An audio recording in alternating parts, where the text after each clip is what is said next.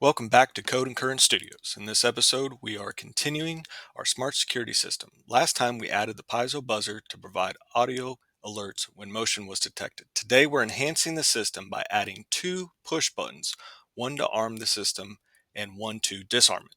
This allows the user to enable or disable motion detection alerts manually. We're building on the stage 2 circuit. The PIR sensor is connected to digital pin 2, the LED to pin 13, and the buzzer to pin 8. Now we'll add the two push buttons.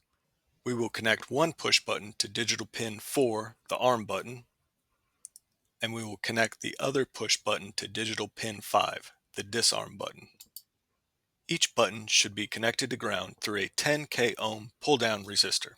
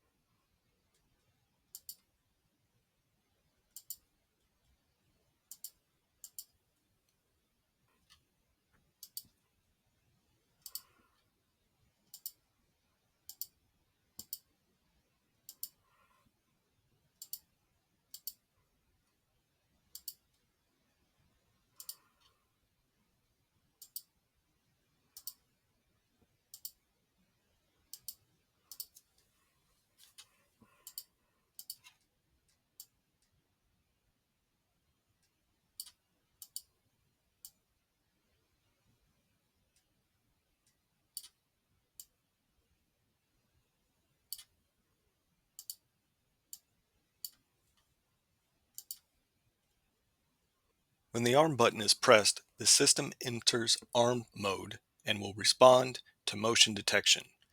When the disarm button is pressed, the system disables alerts and gives the user control over when the system is active.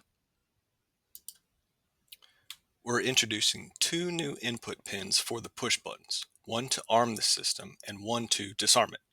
We're also adding a Boolean variable to keep track of whether the system is currently armed. In the loop, the code checks each button to see if it is pressed and updates the system status accordingly. Motion detection and alerts only happen when the system is armed. Since this section involves more complex logic to read the button signals and manage the state, I've already written the code ahead of time. Let's walk through it together and highlight the parts that relate to the new push buttons. This information here is to define the push button pin numbers, and then also the Boolean code to track whether the system is armed or disarmed. These lines record what the previous state of the button was. These lines establish the different push button. These lines will read and record when the button is pressed. These lines will monitor the transition of whether it's armed or disarmed. These lines will update the current status when the button is pressed. And the rest of the code is similar to what was already there. We did add this little bit of logic here. So the system knows it has to be armed and motion has to be detected in order for the LED to flash and the buzzer to make. If you connect an oscilloscope across a piezo buzzer, you'll see the square wave when the motion is detected and the system is armed. This wave alternates between 0 volts and 5 volts, corresponding to the buzzer being turned on and off in 200 millisecond intervals. With the time per division set to 250 milliseconds, each horizontal block on the oscilloscope represents a quarter of a second. When the system is disarmed, the signal remains flat at 0 volts, indicating no current is flowing. Let's start the simulation and test the system. I'm also going to show the serial monitor down here so we can get an idea of what the system's doing.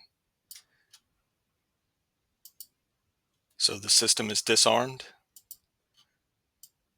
So when there's motion, nothing happens. System is armed.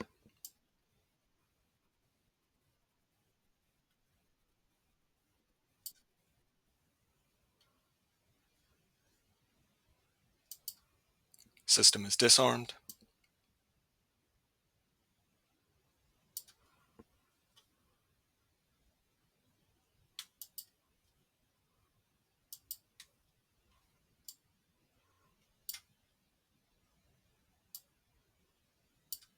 Now it's your turn to get creative. Try modifying the code and add more buttons or change how the system responds to the motion.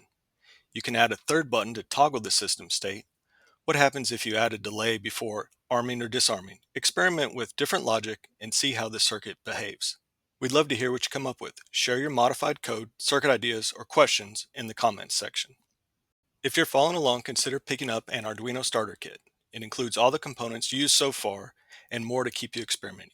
Check the description for links to the kits and components. Great job! You've just added user control to your smart security system. In the next episode, we'll add an LCD display to show your system status. Be sure to like, subscribe, and check the description for code, parts, and bonus resources.